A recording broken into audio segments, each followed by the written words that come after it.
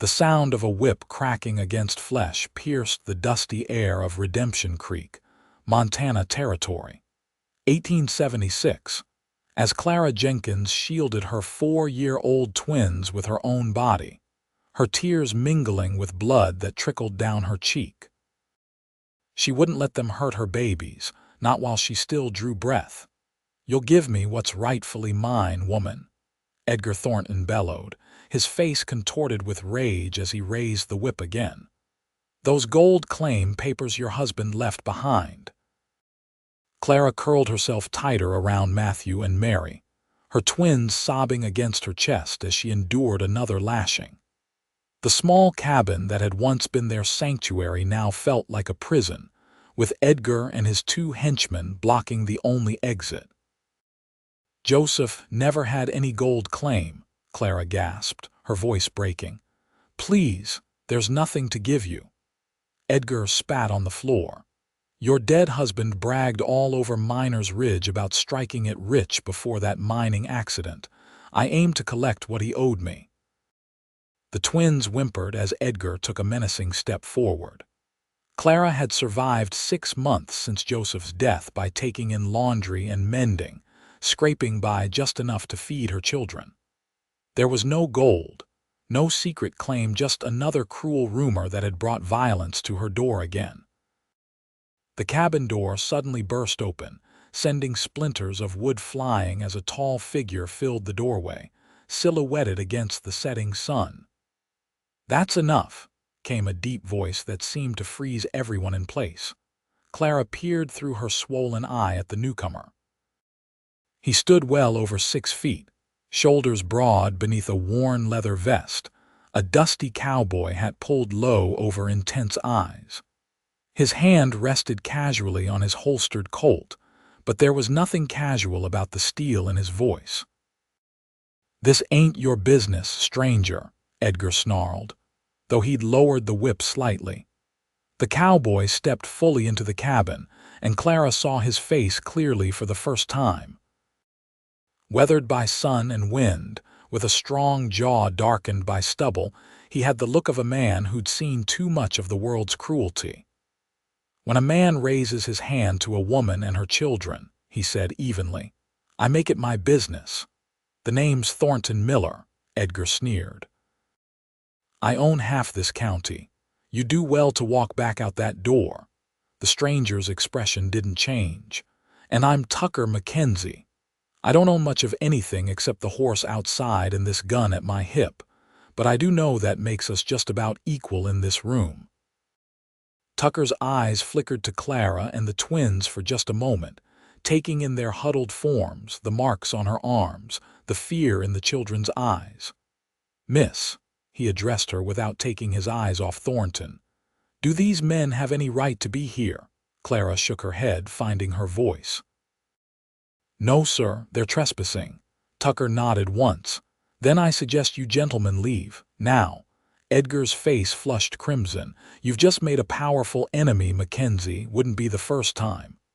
Tucker stepped aside, clearing a path to the door. "But right now, what you've made is a mistake. It's your choice whether that mistake ends here or becomes something worse." For a moment, Clara thought Edgar would attack. His knuckles whitened around the whip handle. But something in Tucker's steady gaze must have convinced him this wasn't a fight he wanted today. With a curse, he gestured to his men and they filed out, Edgar pausing at the door. "This isn't over," he threatened. "For tonight it is," Tucker replied. When the sound of hoofbeats faded, Tucker finally relaxed his stance and turned his full attention to Clara. She was still cradling her twins, blood seeping through her torn dress. "Madam, you're hurt," he said, his voice gentler now. He took a tentative step forward, then paused, seeming to understand her wariness. "I'm not going to harm you. I'm just passing through town, heard the commotion." Clara nodded, her body beginning to tremble as the fear and adrenaline caught up with her. "Thank you," she whispered, then winced as she shifted position. "Mama's hurt," the little boy said, his blue eyes wide with worry. Tucker knelt down, keeping a respectful distance. "What's your name, partner?" "Matthew," the boy replied solemnly. "And that's Mary. We're twins." "Pleased to meet you both." Tucker tipped his hat. "Is there a doctor in town your mama can see?" Clara shook her head. "Dr. Simmons won't come. He owes Thornton money." Tucker's jaw tightened. "Is there someone who can help, a neighbor?" "Mrs. Abernathy next door," Clara said.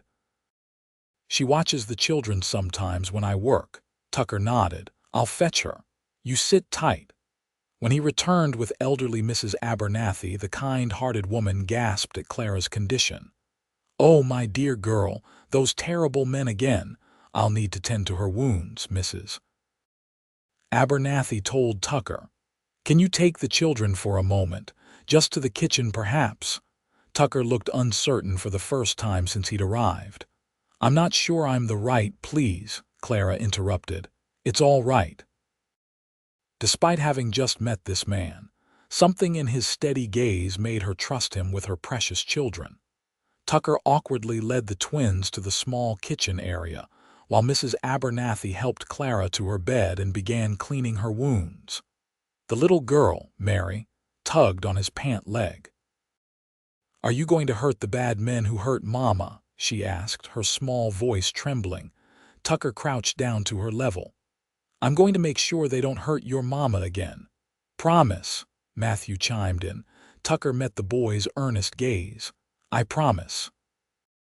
Later, when Clara had been tended to and the children put to bed in the small alcove off the main room, Tucker and Mrs. Abernathy spoke in hushed tones by the door. "This isn't the first time," the older woman explained. "Since Joseph died in that mining accident, Thornton's been hounding Clara, convinced Joseph had a secret gold claim." "And did he?" Tucker asked. Mrs. Abernathy shook her head. "Joseph Jenkins was a good man, but he died poor as a church mouse. Clara's been barely keeping food on the table, taking in washing, sewing, anything she can find. Thornton's just a vulture, and he's got half the men in town afraid of him." Tucker nodded, his eyes drifting to where Clara rested. "I was just passing through, headed to Wyoming territory. But I reckon my plans can wait." "You'd stay?" Mrs. Abernathy looked surprised. "A stranger getting mixed up in Thornton's business is asking for trouble." Tucker's smile was grim. "Madam, Trouble and I are old acquaintances." The next morning, Clara woke to the smell of coffee and the sound of low voices.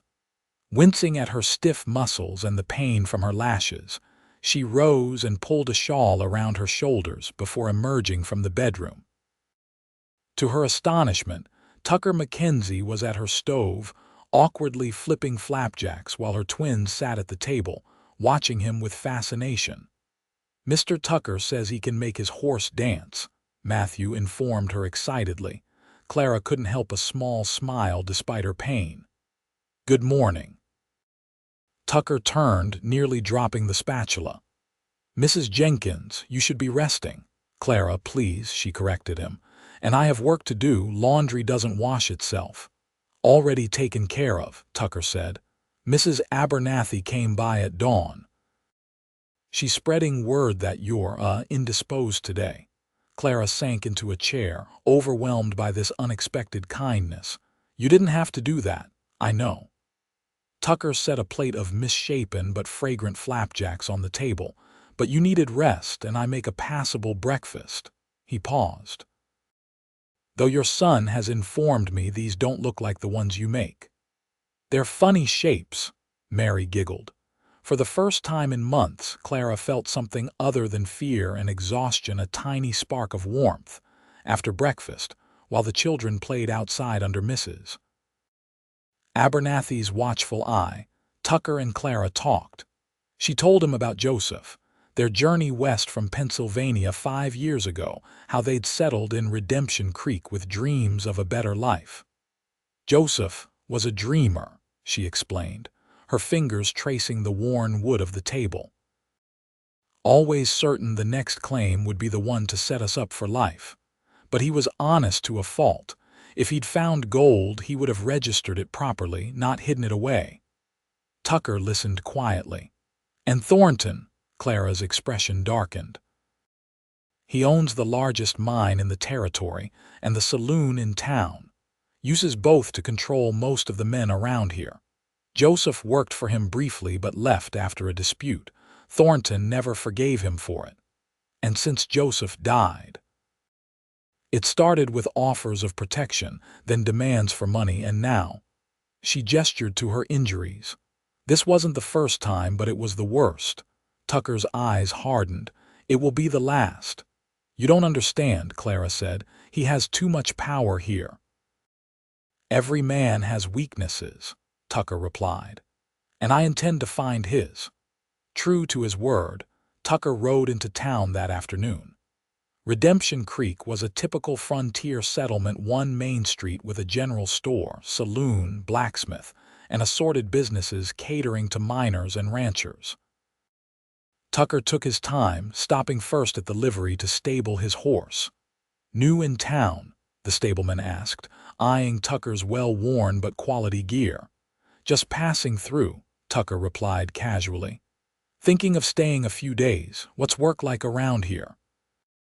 This began a conversation that led to valuable information about Thornton Miller, his ownership of the Blue Nugget mine, his ruthless business practices, and his habit of using violence to settle disputes.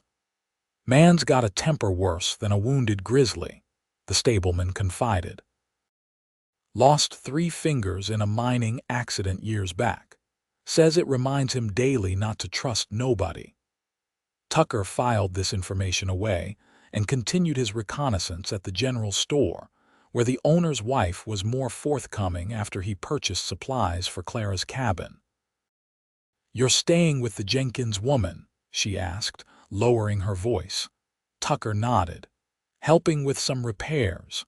The woman looked around nervously before leaning closer. "That poor thing's had it rough.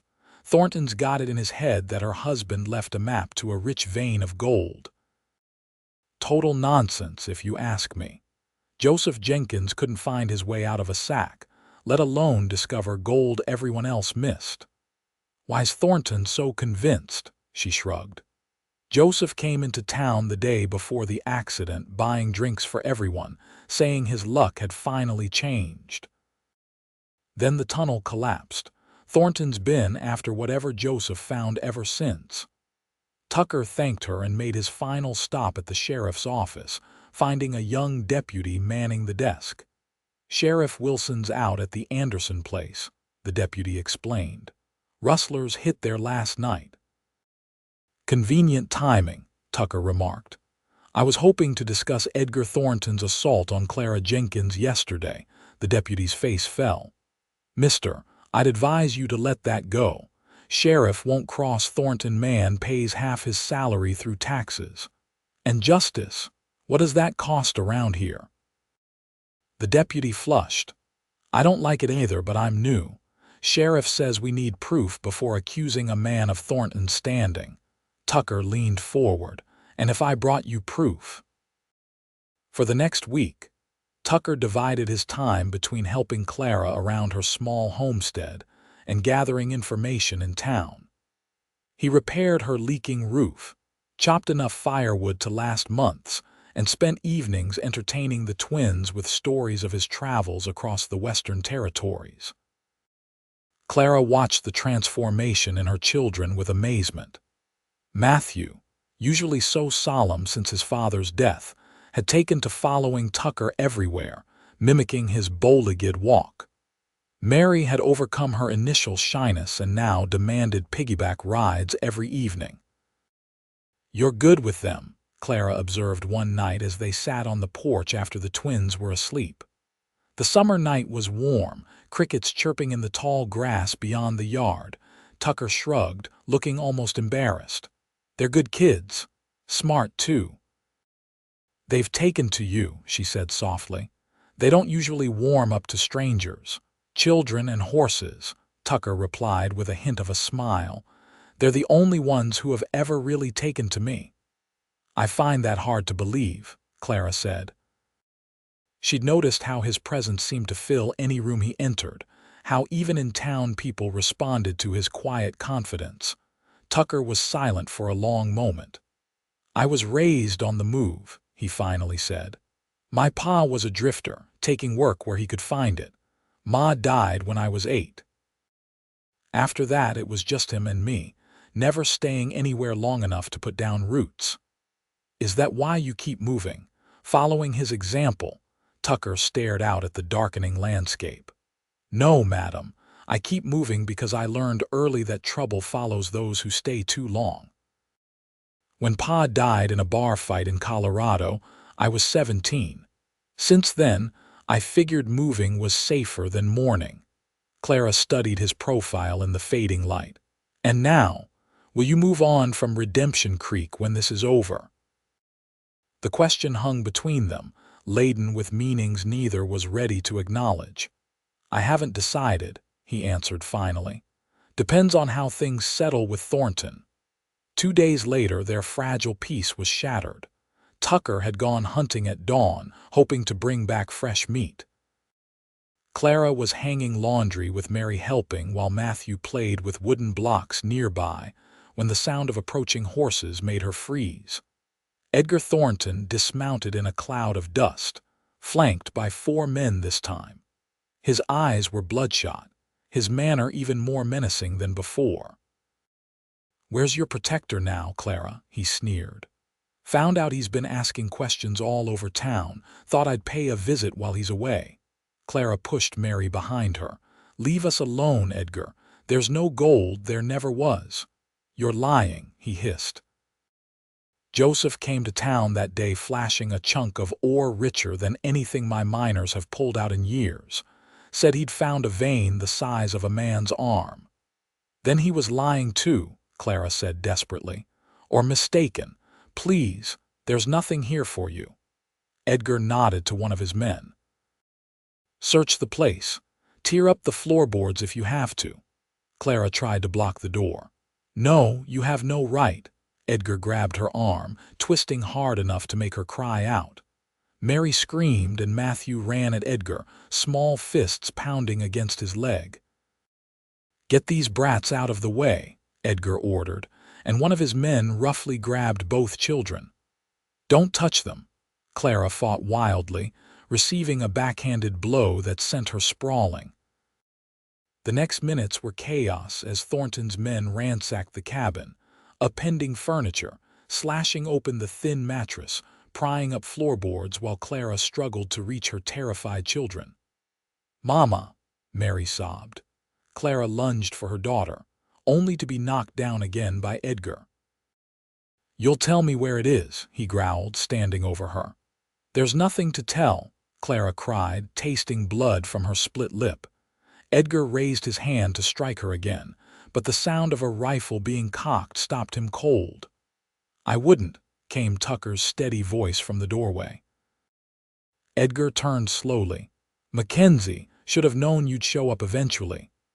Tucker stood with his Winchester leveled at Edgar's chest, his expression terrifyingly calm.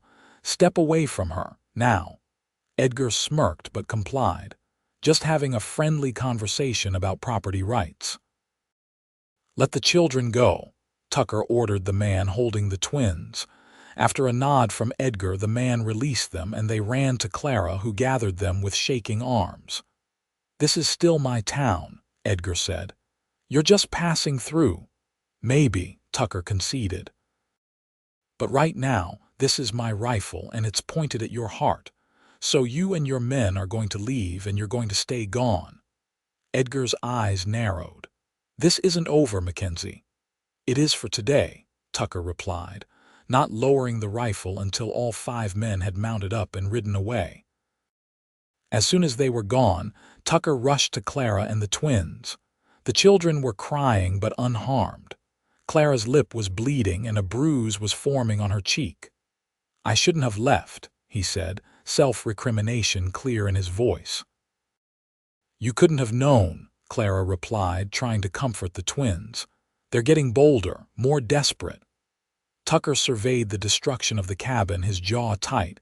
"I'm taking you all into town. You can't stay here." "And go where?" Clara asked. "We have nowhere else." Mrs. Abernathy's for now, Tucker decided.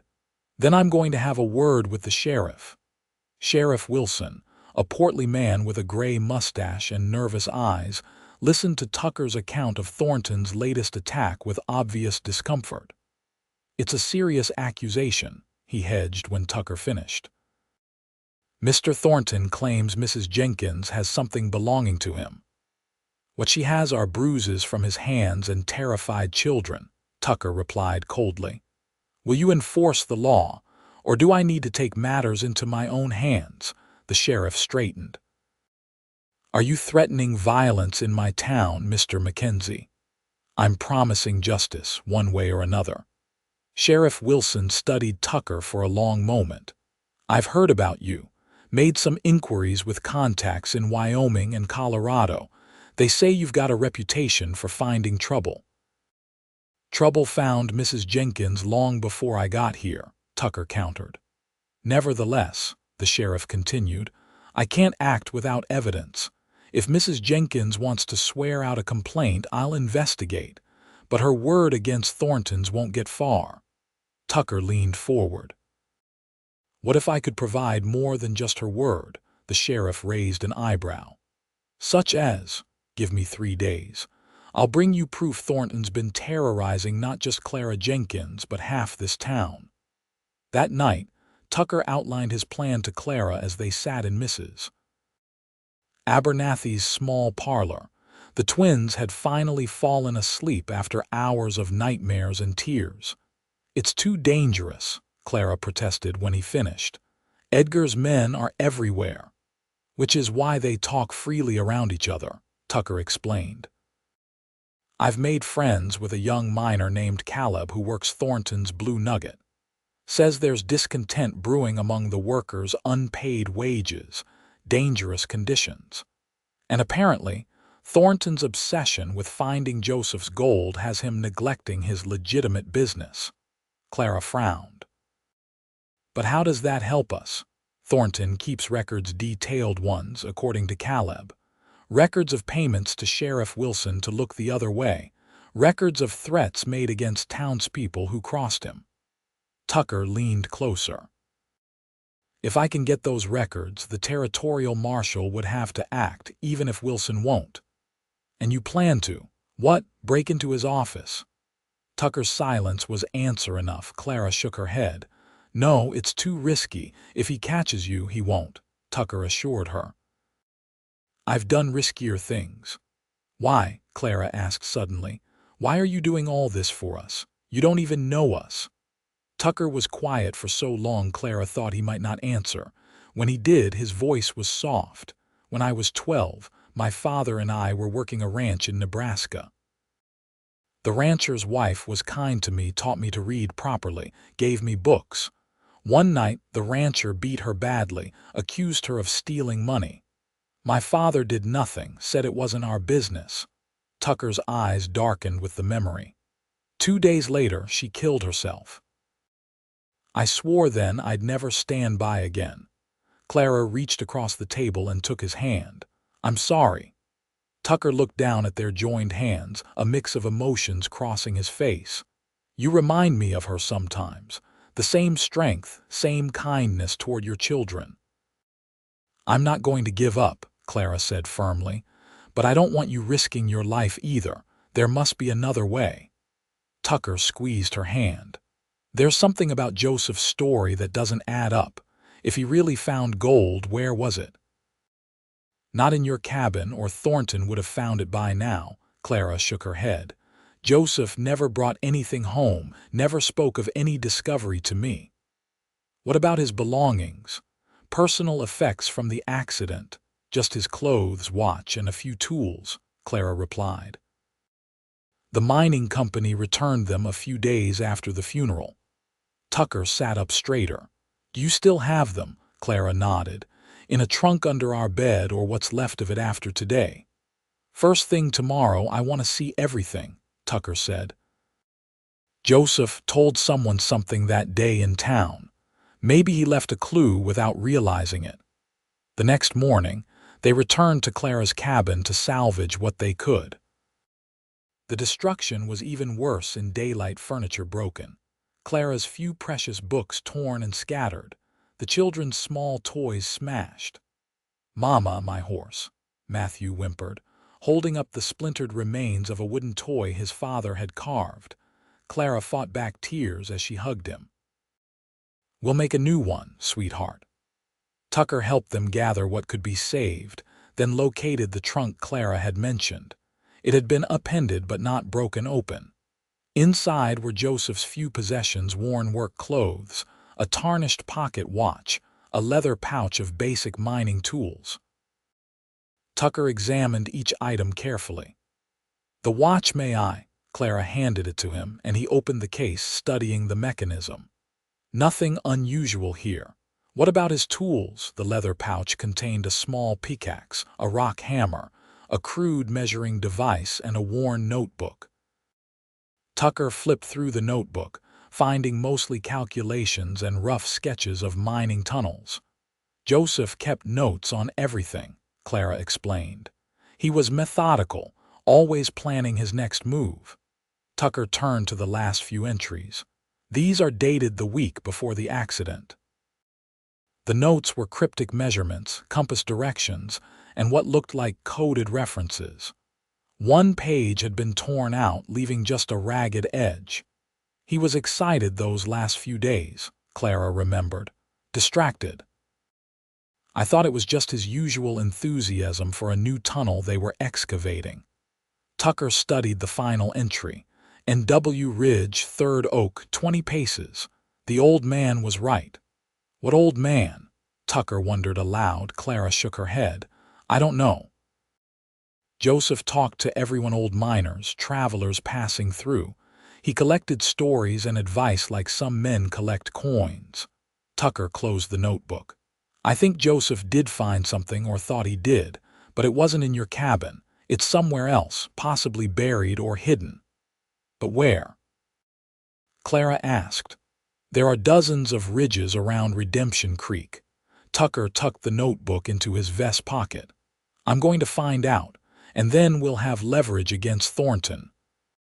For the next 2 days, Tucker meticulously traced Joseph's last movements, speaking with miners who had worked alongside him and reconstructing his final week. He learned that Joseph had been increasingly secretive, working odd hours, often alone. One name kept emerging: Old Tom Willis, a prospector who lived in a ramshackle cabin outside town. According to local gossip, Willis had been in these mountains for 30 years and knew them better than anyone. Tucker found Willis's cabin easily enough, though the old man himself proved more elusive. It took a bottle of whiskey and considerable patience before Willis would speak about Joseph Jenkins. Smart feller, Willis acknowledged, sipping the whiskey. Actually listened, unlike most youngsters. Had theories about where the gold runs deepest in these parts. Did he find something? Tucker asked directly. Willis's roomy eyes narrowed. Maybe he did, maybe he didn't. Why are you asking? Tucker explained the situation with Clara and the twins, and Willis's expression softened. Always thought Jenkins had a good woman. Spoke of her and them young'uns like they hung the moon. He sighed heavily. Wasn't supposed to end with him dead and them hounded. What did he find, Mr. Willis? The old prospector looked into his cup. Not what Thornton thinks. Not a vein or a strike. Joseph found a cache: Spanish gold buried over a century ago, part of a shipment north that was ambushed by natives. Tucker leaned forward. And he told you where? Willis shook his head. Not exactly. Said he'd found markings that matched stories I'd told him. Old Spanish symbols carved in stone. He was following them, had found 3 of 5 markers. Willis tapped his temple. Kept the details up here, said it was safer. Was going to bring me proof once he was certain. But he never got the chance, Tucker finished grimly. Accident happened the next day, Willis confirmed. Always wondered if it was truly an accident, mind you. Tunnel that collapsed wasn't the one Thornton wanted worked. Joseph was there on his own time. Tucker felt a chill. You think Thornton killed him, Willis shrugged. Can't prove nothing. But Thornton got awful interested in Spanish gold mighty quick after Joseph died. Started asking me questions I never told him I knew about. Armed with this new information, Tucker returned to town and spent hours in the local assayer's office, poring over old maps of the region. If Joseph had been tracking Spanish markers, they would follow a logical path through the terrain. Meanwhile, Clara had begun the heartbreaking task of rebuilding their lives, salvaging what furniture could be repaired and cleaning the cabin. Tucker insisted they continue staying at Mrs. Abernathy's, but Clara was determined not to be driven from her home. It's all we have left of Joseph, she explained when Tucker protested. I won't let Thornton take that too. On the third evening, Tucker returned to Mrs. Abernathy's with a gleam of excitement in his eyes. He waited until the twins were asleep before spreading a map on the kitchen table. I think I've found it, he told Clara.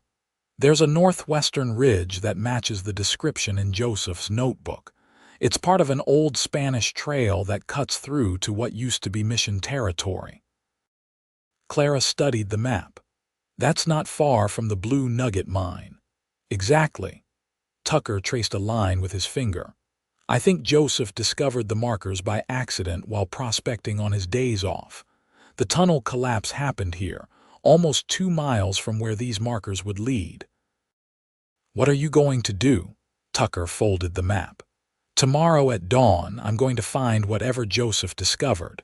If it's Spanish gold, it legally belongs to whoever finds it, and that will be you and the twins. Clara caught his arm. I'm coming with you. Clara, it's too dangerous. It's my husband's discovery, she said firmly. My children's inheritance. I'm coming. Tucker saw the determination in her eyes and nodded slowly. We'll need someone to watch the twins. Mrs. Abernathy has already offered to keep them all day tomorrow. She thinks I need rest. Clara's expression softened. Tucker, thank you for everything you've done.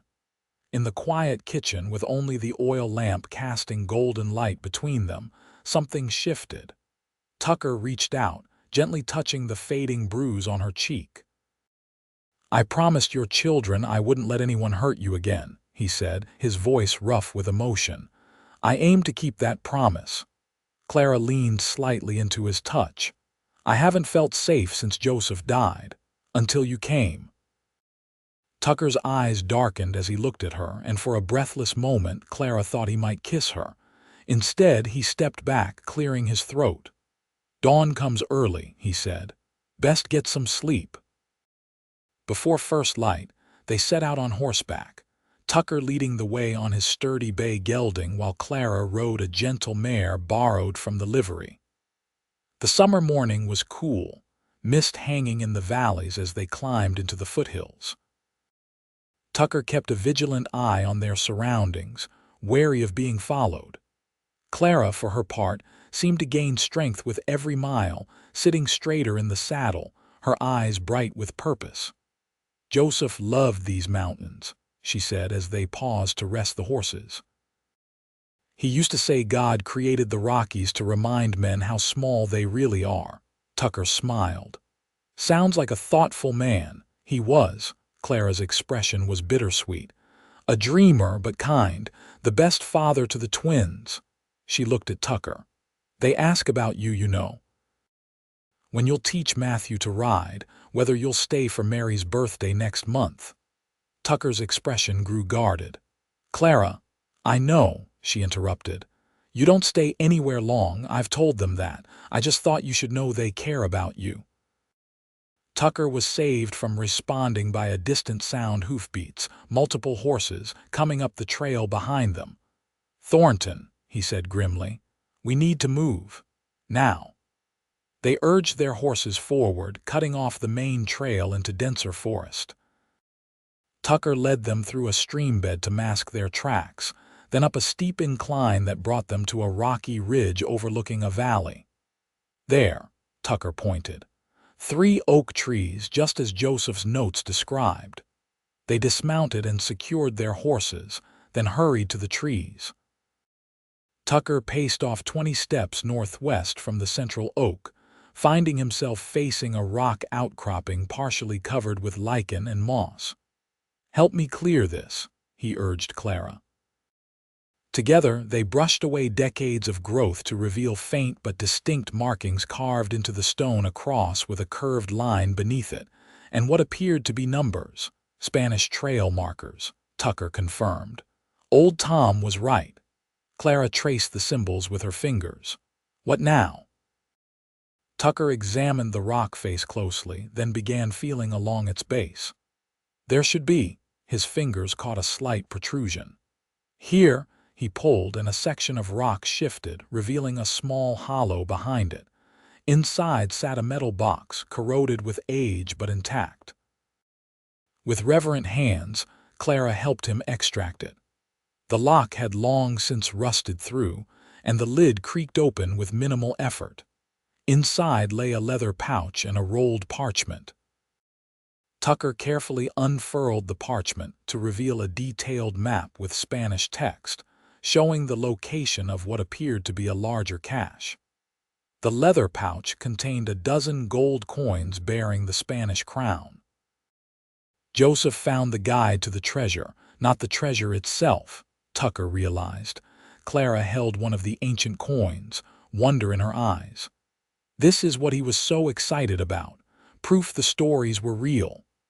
Their moment of discovery was interrupted by the crack of a rifle shot. The bullet struck the rock face inches from Tucker's head, sending stone fragments flying. "Get down!" Tucker yelled, pulling Clara behind the outcropping as more shots followed through the trees. Tucker could make out 5 riders, Thornton and his men dismounting at the edge of the clearing. "We know you're there, Mackenzie," Thornton shouted. "Hand over whatever you found and maybe I'll let you both live." Tucker checked his revolver. "Stay here," he whispered to Clara. "If anything happens to me, take the box and ride hard for town. Find the territorial marshal in Helena." Clara clutched his arm. "No, we go together or not at all." Before Tucker could argue, another shot rang out, this one from a different direction. One of Thornton's men cried out and fell. Confused shouting erupted as more shots came from the surrounding forest. Tucker peered carefully around the rocks to see several figures moving through the trees, miners in work clothes, firing on Thornton's position. "It's Caleb," Tucker realized with surprise, "and the other miners from the Blue Nugget." Thornton and his remaining men were retreating, returning fire wildly as they sought cover. "Mackenzie," Caleb's voice called. "You clear?" "We're unharmed," Tucker shouted back. "What's happening?" "Thornton's reign is over," Caleb responded.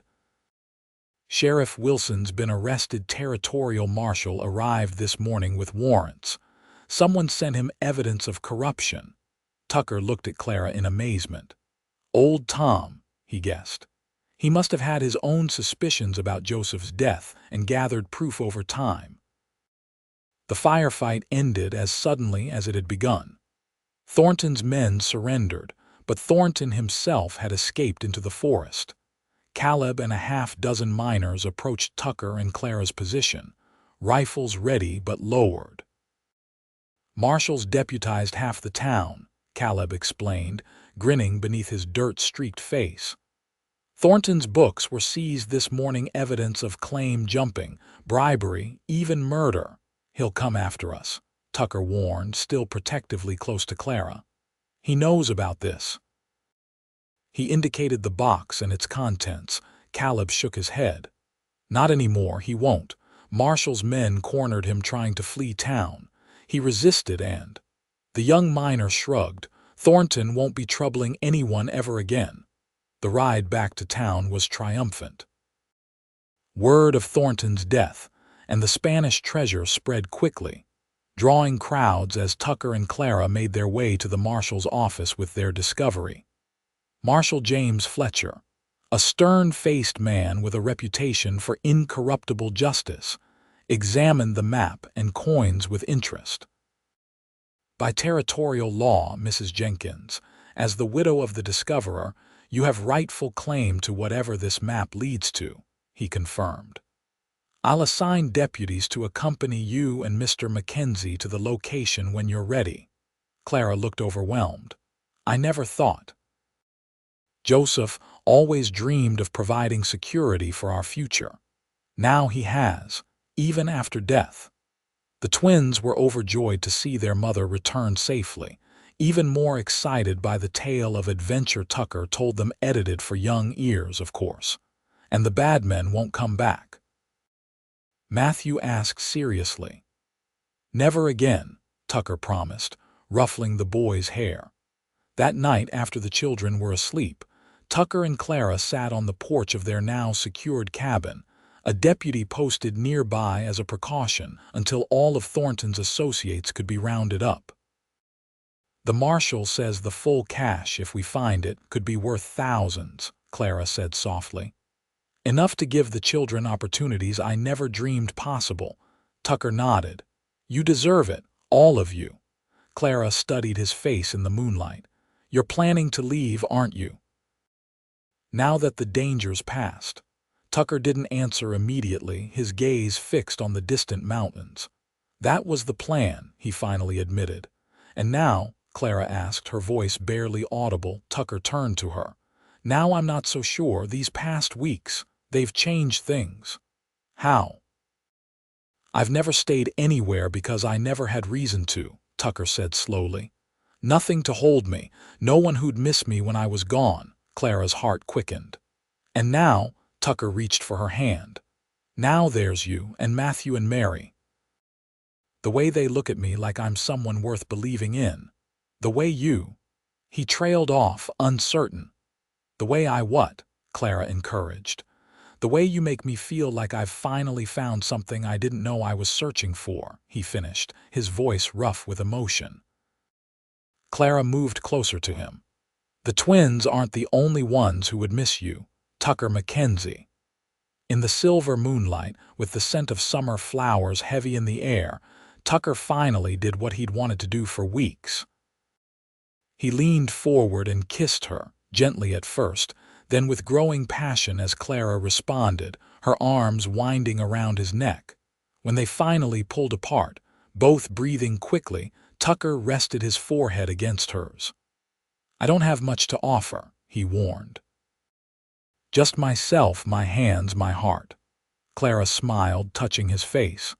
That's all we need. The treasure is just gold. This what's between us, this is the real fortune. 2 months later, the Spanish cash was located with the marshal's help, a significant find that secured Clara's future and became the talk of the territory. Tucker used a small portion to purchase the land adjoining Clara's homestead, expanding it into a proper ranch. On a crisp autumn day, with leaves turning gold in the surrounding hills, Tucker Mackenzie and Clara Jenkins were married in the small church in Redemption Creek. Matthew stood proudly beside Tucker, while Mary scattered wildflower petals along the aisle. Do you, Tucker Mackenzie, take Clara Jenkins to be your lawfully wedded wife? The minister asked. Tucker looked at Clara, radiant in a simple blue dress, and at the twins beaming from the front pew. I do, he said firmly, for as long as I live. After the ceremony, old Tom Willis approached them, more sober and better dressed than Tucker had ever seen him. Joseph would approve, the old prospector told Clara. He'd want you and the little ones taken care of. Clara smiled through happy tears. Thank you for what you did, Mr. Willis. For sending those documents to the marshal, Willis shrugged. Been collecting evidence on Thornton for years. Just needed the right moment. He turned to Tucker. You staying put then, young man? Tucker nodded, his arm around Clara's waist. Found something worth staying for.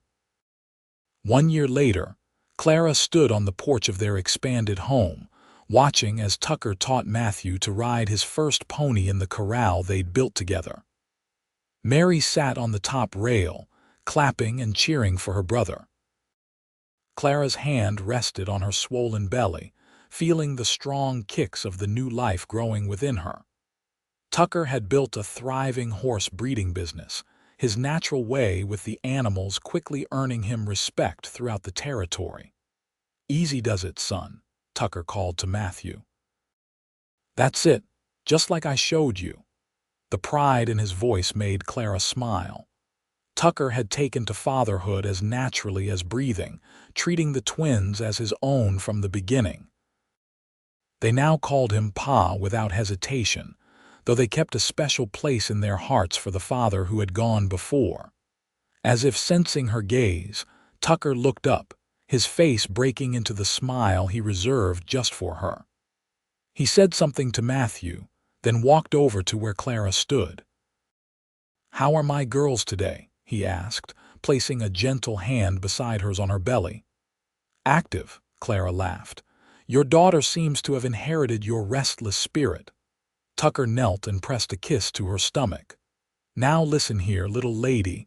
Your mama needs her rest, so settle down." As if in response, the baby gave a particularly strong kick, making them both laugh.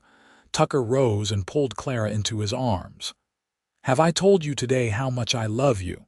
Not since breakfast," she teased. "Unforgivable," he murmured, kissing her softly. "I love you, Clara Mackenzie. More than I ever thought possible." Clara leaned into his strength, marveling at how life could change so completely in the span of a year, from terror and desperation to security and joy. "When I was at my lowest," she said, "when Thornton and his men were beating me, all I could think about was protecting the twins. I never imagined someone would come along to protect all of us." Tucker's expression grew serious. "I made a promise that day. No one would ever hurt you again while I drew breath." "You've kept that promise," Clara assured him, "and given us so much more than protection. You've given us love, Tucker, a home, a future." As the setting sun painted the Montana sky in shades of gold and crimson, Tucker Mackenzie, once a drifter with no place to call his own, looked at the family he'd found, and the home they'd built together. The woman who had awakened his heart, the children who had claimed him as theirs, and the new life soon to join them. "No," he said softly, holding Clara close as they watched Matthew's triumphant circle of the corral. "You're the ones who gave those things to me.